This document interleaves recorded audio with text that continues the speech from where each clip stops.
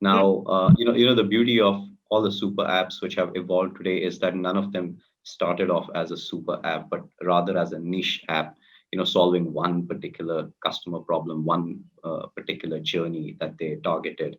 And, probably the super app landscape is the best example of a beachhead and flywheel strategy because it's all about, finding out which beaches you want to access. Beachhead itself comes from actually a military strategy, and you establish your beachhead, you create a flywheel, and then you spray the market. But what's really what really stands out, as a competitive advantage for a super app is their ability to find adjacencies in the niche that they have established themselves in. So they appear small and trivial initially, but they create the credibility to move to more ambitious results. And I guess with everybody's talking about Grab and the recent SPAC deal which they've done, but I mean, truth be told, Grab started as a taxi service, and not even as a taxi service which was online and digital. It started off as Anthony sitting in a room taking phone calls, and riders outside waiting for him to tell him where to go. And that's how Grab started. So, but they established their dominance, wherein they moved from sending riders to taking orders digitally and moving people, moving food, moving deliveries, and finally getting into financial services. And I guess from an evolutionary perspective, what happens is that any super app which uses third-party services, and I guess fintech is what we are here for, especially payment services, they use them as long as they're small. So to give you an example from my previous role at DBS, where I used to actually clear payments for Grab, we used to make about 700,000 to about a million payments every month to cab drivers. And this by itself used to cost about 50 cents per payment to Grab. So you can imagine the amount of money that DBS was making. But when Grab realized that, hey, we're spending a lot of money, why don't we build the tech? We apply for a license. If not, making more money for ourselves, we are actually going to save ourselves money by actually building the tech within. And this is the same ideology which Jeff Bezos had when he started AWS. It started off for his own needs and then grew on to offering it to customers. And that's typically how these super apps work. But the beauty about super apps in what really makes them stand out is that they don't make too much money off one particular transaction for one particular offering. They try to sort of diversify the revenue into smaller margins from each transaction across a spectrum of services. And the beauty of that is when you got scale, nobody can dislodge you, because if anybody comes to access that particular offering which you are offering your customers, it's not going to be profitable for them unless they start off with high scale. So it's low margins, high volume, but at the end of the day, it's all defined by the customer experience which you're giving your customers and how your app relates to them. In Angelou's famous words, I would sum it up as she used to say that it's not about what you do for people, it's about how you make them feel. I think that's exactly what's true of super apps. It's about how they make people feel, right from their higher order needs of maybe companionship to where they feel comfortable interacting with an app, to their lower order of needs of moving around places, or maybe getting food for themselves. So that's what really makes super apps stand out. They relate to a customer at levels which are extremely pervasive and deep. So the connection which is formed, it puts them in a scenario where they cannot be dislodged. Yeah, interesting. Fiona and Arjun, do you guys have anything to add on super apps? So Fiona, if you don't mind, I'll go first. So I think one can't disagree with anything which Vishnu has just shared, but just trying to be a good consultant here, right? So I'm going to try and break this down, having sort of partnered with super apps, worked with them, and now trying to build a few. I think the question is what sort of gives them that competitive, sustainable advantage, right? And I don't think there is a silver bullet, although customer orientation is right at the top, right? I totally agree. It is the arrowhead on the top. But I think there are four more which I'd like to offer, and by no means these are exhaustive, but you've got to get these five right. So customer orientation being one. I think second is it originates from a digital first sort of mindset, but it actually transitions across very well into the physical world, right? So it's not sort of wedded to a type or a world. And I think our world is morphing. I think the word between digital and physical, and I keep hearing this term called digital, another word I don't like, but there you go, right? The third is I think there is something around being a trusted gateway.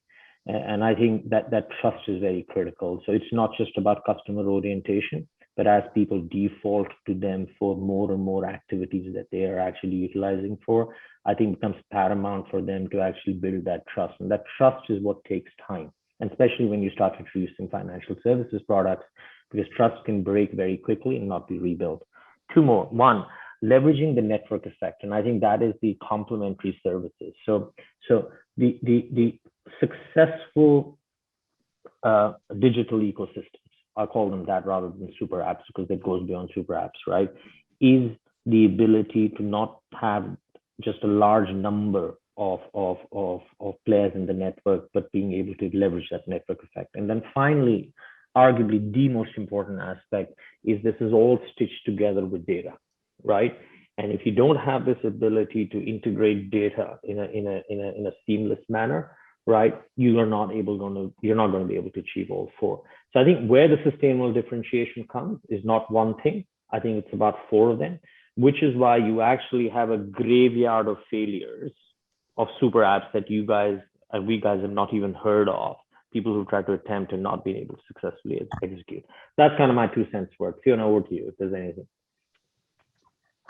You guys already covered everything, right? So it's a little bit hard for me to we're not gonna let Vishnu go first again. Yeah, right? But Vishnu, I remember in the first part when you talked about Grab, you mentioned, the closed ecosystem, right? That you do everything on this one app, right? And I caught on to that word, right? But then if you think about how Arjun also tried to define what makes a super app super, right? That one part of it is the network effect, right? And I think that for a lot of super apps, they did want to try to do everything at once in the beginning, adding on. They have one superpower, I always think, right? May it be payments, may it be chat, may it be ride hailing. It could be anything that really takes up a consumer's time, right? But over time, as these super apps develop, right, it's in relation to the network effect that Arjun mentioned about, where I see a lot of them trying to open up more and more. So they either open up via APIs or with more partnerships with complementary services to really build up more consumers, really the stickiness with the app. So I think that a lot of them did start up more close, but now it's a period where they're trying to open up more. Yeah. No, I'll quickly add something else, which is while all of us relate to super apps as the likes of Grab or the mobile apps we use, the original super app which people should think of is Alibaba. It is the original super app, which was about bringing the entire ecosystem. And believe me, B2B apps have a much bigger ability to grow and be profitable than B2C apps, which are heavily subsidized. So although Alibaba didn't run on a mobile phone when it started, but it is the original super app. Yeah, it is without doubt. And I think Fiona, the reason we use the word super is because if you take all the superheroes, who's the one superhero who has multiple powers, right? Superman. So that's why we don't call it the Bat app or the Spider app or the Green Lantern app. I think there's a good reason why it's called the super app. So back to you, Ashley. Yeah. So one of the questions that we have from our panel, which actually kind of touches on some of the themes that we were discussing, is around data. So, this actually is a theme that we're seeing in all of the reports that Checkout has recently done, whether that was the MENA report, the US report, or even the APAC report. Customers themselves, as they're moving towards e-commerce, are quite concerned about their data. And merchants are now getting a lot more diverse and rich data around their customers' habits. And especially for a closed ecosystem or a super app, you're going to have a lot of data around your customers and what they're searching, what they're buying, what they're doing. Now, whose role do you think it is to be thinking about data and privacy of customers and how that's being used in the super app ecosystem? Fiona, what do you think? Well, I think that this is a huge topic, right? In terms of Arjun mentioned that data is one of the backbones, right, of a lot of different super apps. But when we think about the whole topic of data and privacy, it's not really a super app focused issue. I think it's an issue. It's something that is on top of mind for any consumer, any merchant, right? And with the recent iOS changes, right, I have so many merchants, coming to us, especially SMBs, that are impacted, right, because of the ROI they have on, say, Facebook ads or Google ads because of the third-party cookie tracking, and they care a lot more about first-party data. So I think that for all consumer side is they're very aware of what data I'm giving out there, and is this relevant data that this super app is collecting, or this app, any app is collecting, honestly. But at the same time, I think that from a merchant's perspective, they care about how do I reach my customers better? What is the best way, and who should I work with? Some of them traditionally only work with on social media, placing ads, and just keep doing the same way. But with this rise of super apps, I think that for certain merchants, for certain verticals, it does make sense for them to think about more innovative marketing strategies where they work closer with these super apps, come up with these promotion events, or even more innovative ways overall to tap into a customer base that they might not have thought of before. We do have some merchants, say, in Taiwan that actually work closely with Line, which is a super app there, and they had great success working on, say, commerce, or some other ones were working on the chat side. So I think that overall, in a nutshell, I think that it's a top of mind issue, but there's a lot of areas within data and privacy for merchants and consumers to benefit from. Yeah. Vishnu, we had talked a little bit during our prior conversations around the new changes with iOS, and then these conversations that are having out, big conversations between Apple and Facebook around data privacy and tracking across apps. Do you think that super apps have a competitive advantage as this regulation and these changes go through? I think there are two parts to it. The first one, actually, which is probably a thought from the last question, is that one thing we must understand today is that most of the apps which have become super apps today, they started off in a regime when data was not as controlled, as regulated, right? Increasingly, as newer apps come into the market, they're going to face a tough time because governments, regulators are actually becoming more stricter. Most startups, when they start, they start on the fringes of regulations, which means they're allowed to sort of get away with a lot of things. And when they come within the ambit of regulation, like you see with the the WeChat and the Alibabas in China, what ends up happening is that they start becoming regulated, and which is true of how fintechs, which start off on the edges of the law, and they create use cases which are beautiful. The minute they start getting integrated bank into the actual banking world, the enormity of compliance and regulations they have to follow actually becomes loss making. That's why when Grab and Singtel have partnered, they're going to become a bank. The jury is still out, about whether it's going to be effective, because there is a huge compliance and regulations burden which you don't know how effectively they'll be able to manage it. So that's on that. But coming back to how ecosystem owners, I would call them, like iOS, Android, or maybe others who control it, they are becoming they're slowly getting sort of protective around their customers. And they want to make sure that their customers are not giving up too much, or their customers are actually safe, because at the end of the day, if they don't protect their customers, they will get disintermediated themselves.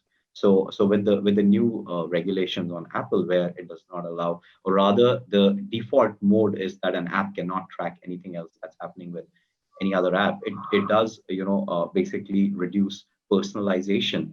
At the same time, it reduces the targeting of ads which comes in through syndicated services. But I think personally the super apps have an edge, because they are the existing owners of a large ecosystem. It's like if a merchant who is selling on Amazon also advertises on Amazon, and he's right at the top, that gives him an edge. So similarly, companies will, I think, slowly start directly advertising on super apps, which actually has started happening, like with Grab in Singapore. You will see that it runs advertisements for different companies which are not syndicated through a Google ad network or maybe through the Facebook audience network.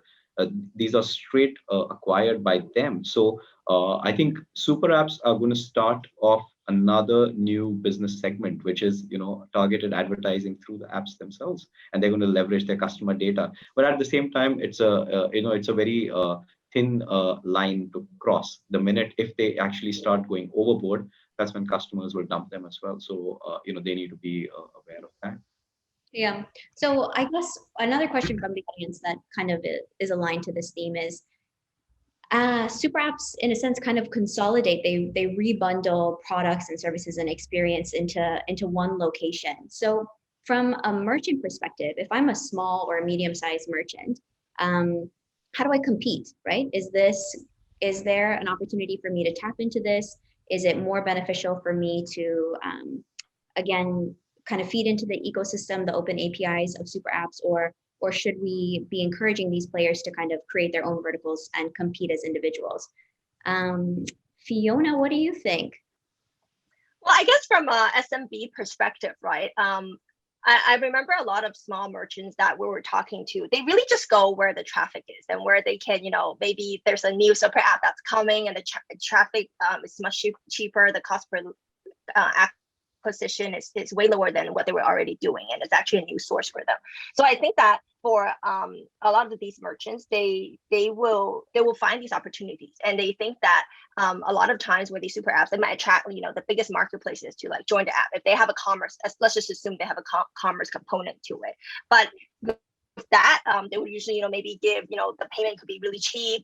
There has to be some promotions that's going on to attract them to grow in the first place, right? And these SMBs would want to tag on to it, right? So I think that there are a lot of opportunities even for smaller retailers to win and make it a win-win situation overall. Yeah.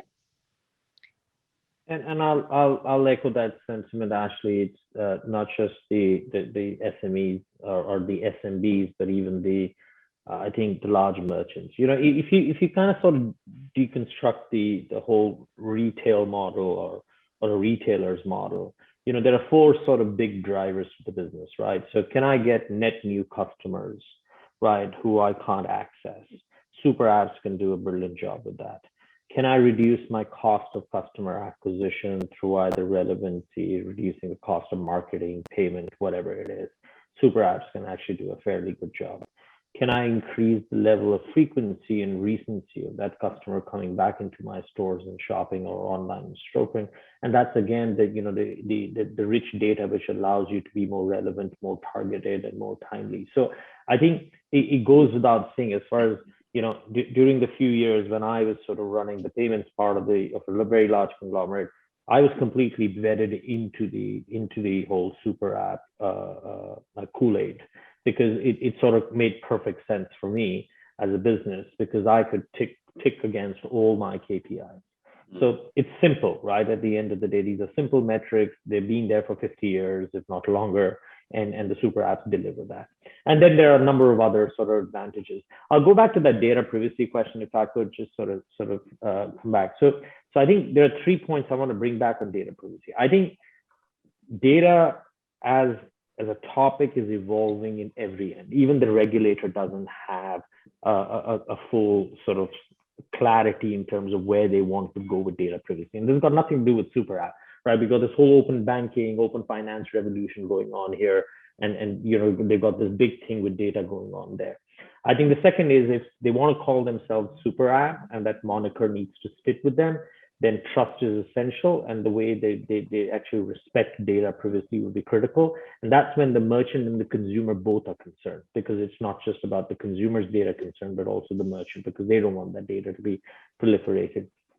And I think the final bit here is that as they build these use cases, and I think Vishnu, you mentioned, right, they will just need to manage between the customization, the personalization, versus completely abusing someone's access to data. And I think that's going to be the hard bit, which is why I think you're seeing fewer and fewer super apps come out as quickly and scale as fast in other parts of the market where some level of data regulation already exists, and in some markets incredibly punitive, right?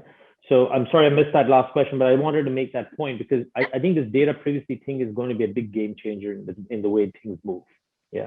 Sure, the SMB part, there's something I want to add on the SMB part. The fact that there's essentially just four things which any super app does, and this I'm actually saying it straight out of DBS's strategy around banking, but it also reflects, the strategy of any super app. There are four things which they do. The first one is acquire. That's about adding new customers to the brand, the SMB merchant. The second one is about engage. It allows the merchant to engage their customers, whether it's loyalty, whether it's creating a connection with them. The third one is transact, making transactions more seamless so that the customer journey is effortless.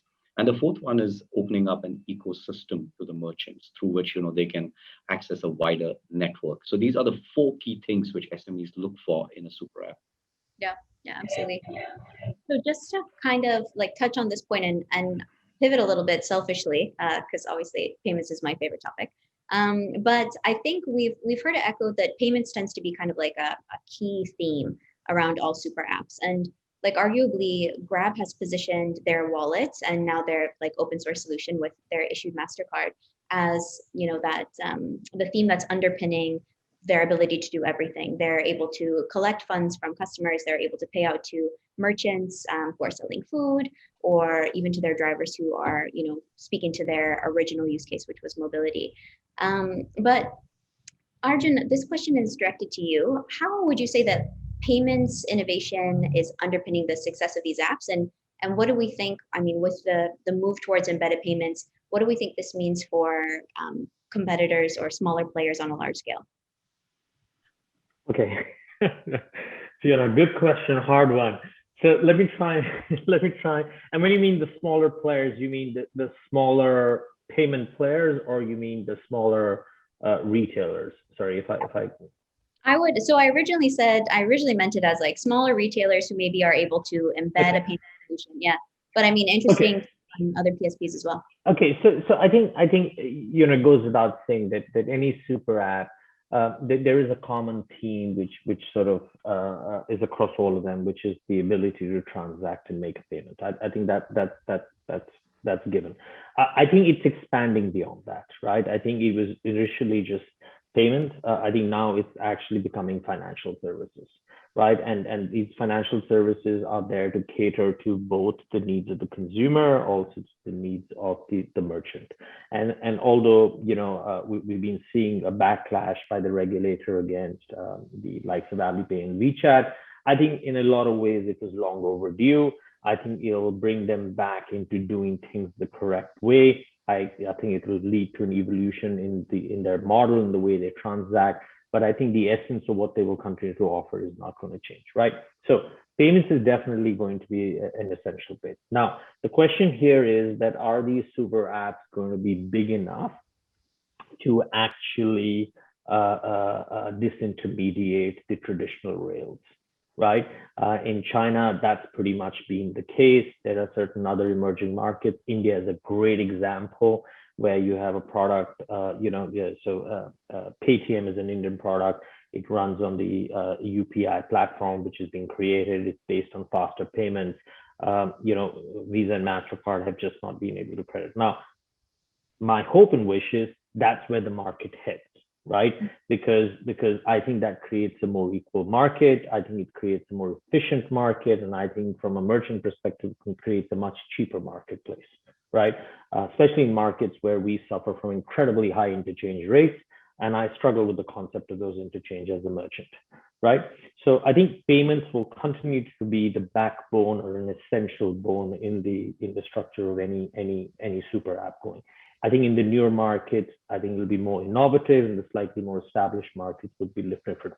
The problem I have is that with the number of actually neobanks and actually some of the super apps who have come about, is this over-reliance on interchange-based incomes, right? A lot of them are actually in all intensive purposes, payment banks or payment apps, right? And that evolution needs to happen very, very quickly. Otherwise, I think they'll fall by the wayside. I think a great example is PayPal. I'm a great fan of PayPal. Now, people, every time I put something on LinkedIn, I get beaten up on the fact that customer service from PayPal is bad. And I'm sure that's the case. And as you can see, Vishnu is violently nodding on that. But I don't think that, I don't think that is a problem that can't be solved. But I think what I like about someone like PayPal evolving into a super ecosystem or digital ecosystem that it's able to aggregate players on the merchant side, and they have a very large number of small merchants because that's who they went after, right? Initially, they didn't chase down the Walmarts, they didn't chase down the Krogers and so on and so forth in the US. They went there to sort of bring the SMBs into the mainframe of digital payments. On the other side, they have a growing consumer world, right? Which is on the back of Venmo and whatever else they launch. Okay, so I think payments will remain essential. I think successful super apps will disintermediate the traditional layers. I think payments will expand into financial services. To be honest with you, Grab's $40 billion valuation has everything to do with their financial services play and very little to do with their ride hailing and food delivery. And I'm sorry, that's the way I see it, right? So I don't know if that sort of answers the question. So I think super apps are great for SMBs, and these closed loop ones, if you might want to call PayPal a closed loop one, is great news, right, for them, right? And we should see more of them. Do you think that customers, are they going to want to hang out at PayPal? Like, it makes sense to want to hang out, spend money. You're going to have app time in your Grab app or your WeChat or your Alipay. But are you going to want to shop and spend and chill in PayPal? Probably not. But interestingly, Arjun, I'm going to throw something back at you. Okay. You go ahead. Most of us think that payments are an integral part of a super app. My view is that super apps will be disintermediated, on the payments front by the central banks. I mean, look at India as the best case, which exists for the world, which is the central bank runs the biggest, most efficient, scalable payment system, wherein banks merely, orchestrate payments, and even the apps merely contribute. They really don't have any power because, anybody and everybody can join the system. It's provided by the central bank, cheap, efficient, and, scalable. So, as most central banks become more aggressive, I would say, do you think that though they are actually going to go after the business which the payments apps are in? So like every good consultant, I'll find the slippery road out of that question, right? But by no means am I suggesting that payments needs to be owned and controlled by the super app. I think what I mean by saying is that the most efficient way of making a payment, whether that is on the rails of something that the government has created, which is India is a great example, Brazil is another good example, and I'm sure there are others that I do not know, could be the case. Right, so payments will remain an integral part of a super app. Doesn't matter whose rails do they sit on. If there is there are well-established rails like the one you're mentioning in India, which serve the higher purpose, right? Then they will adopt it, and that's what Google Pay will do, and that's what WhatsApp Pay will do, and that's what Paytm has done, and so on and so forth. So I think the question here is around ownership versus environment. So yes, Ashley, will they chill? I do not. I guess I show my age by saying, I don't really understand the concept of chill. The only place I chill is on the golf course, which I hope to do after this call. So will they chill on the super app? I'm not sure. I have no clue. I can't answer that question. But will they use these apps more regularly to transact with what they want to do in a day, i.e. order a taxi, buy something at a grocery store, make their bill payments, search for, the highest IMDb rated movie. So maybe that's the case. But I also don't think we're ever going to get to the world of one app on our phone. Okay, so as much as we might say that currently we have 50 and we don't need 50, I don't think we're going to go from 50 to 1. I've never lived in China. I've only experienced WeChat and Alipay as a tourist. So there's very little I can actually add to it. But I don't see the world becoming a one app world, right? So I think there will be more than one app. in the world. So you'll still get to use Snapchat, I can assure you, or whatever else you like. Yeah, you're showing your age with the Snapchat rep. I see you have something to say, and you are based in Hong Kong, so you are using the original super apps all the time. So I think that when Ashley mentioned that the hangout component, right? I think that we talked a lot about, payments underpinning a lot of super apps, right? But if you think about, the real successful, super apps, there's another component, which is the social component. It's a lot of it has to do with chat, right? Conversations, your interactions with another human being. I think that's also one of the strong pillars of strong super apps. It's either say the WeChat in China, or even Line in Taiwan and Thailand. There's a lot of examples, right? Of course, there are payment apps that become very very strong super apps that are building more Microsoft services on top of it.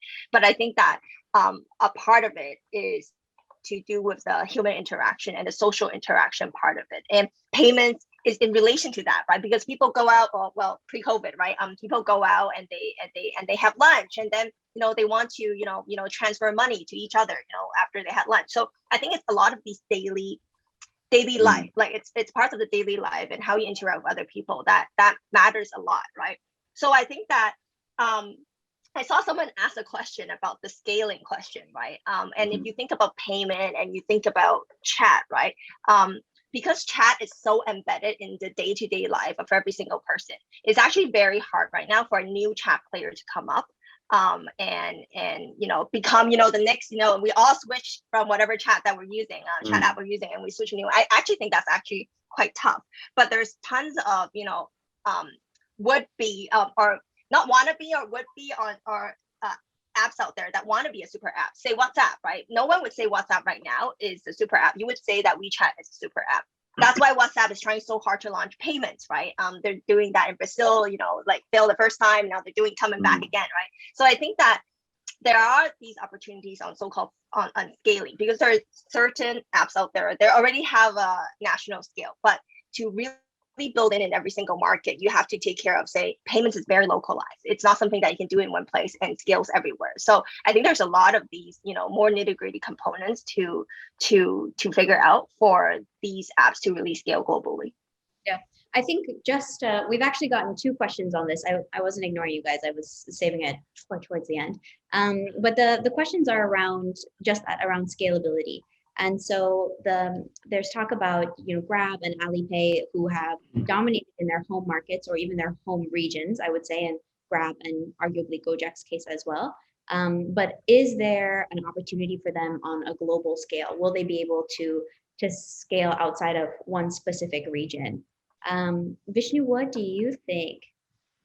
I actually was going to answer that. I personally don't think that there's anything that can be globalized, to an extent where it meets the needs of every region. In fact, from experience, I can tell you, when I came to Singapore, I used to work for a bank, and we were rolling out a core banking system to multiple countries in Asia.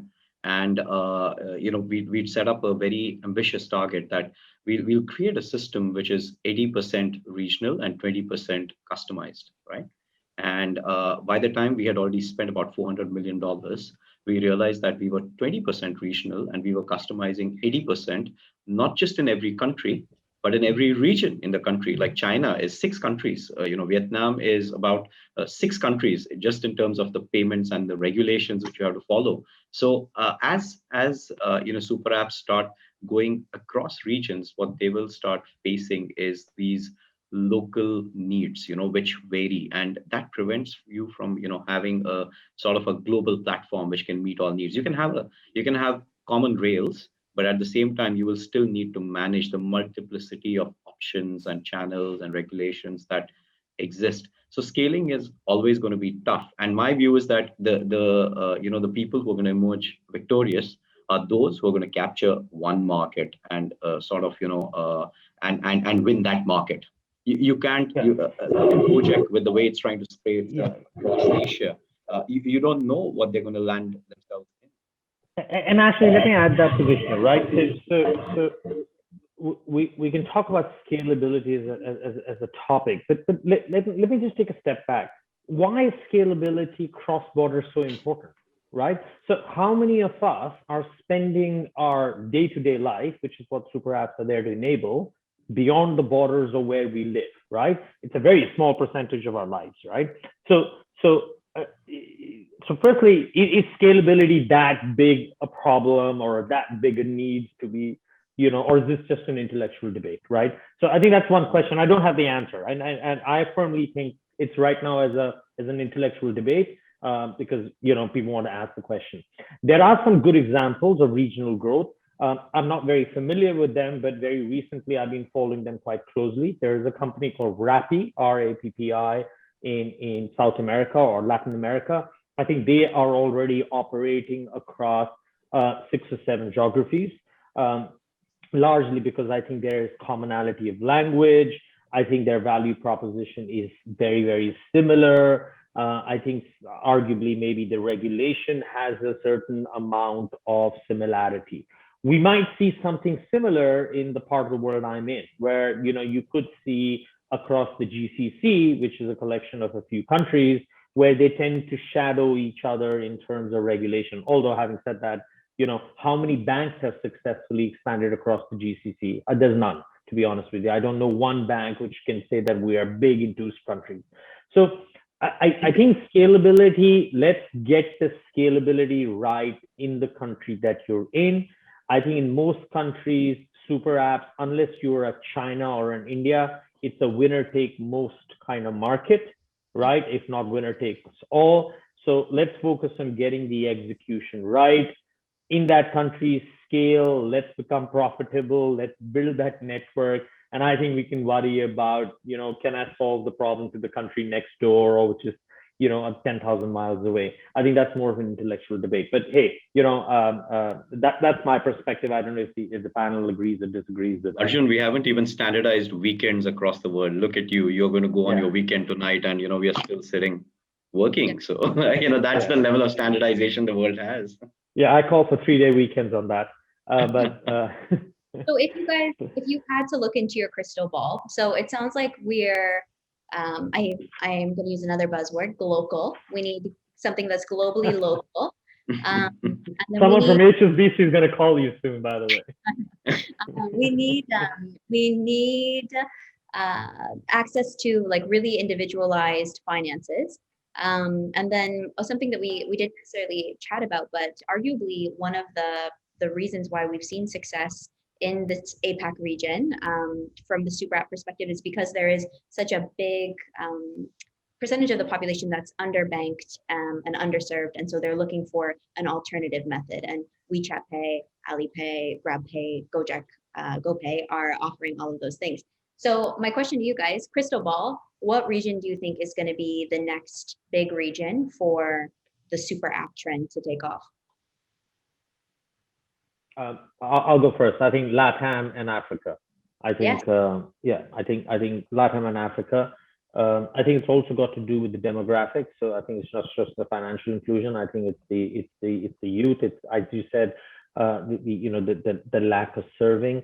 I think there is also what I call a little bit of a regulatory wiggle room, right? I think there's also the cost of failure is less, right? I think with some of the mature markets, it's very expensive to fail. So therefore, people will try and use their existing models to evolve rather than build something bottom up, which arguably might be the right way.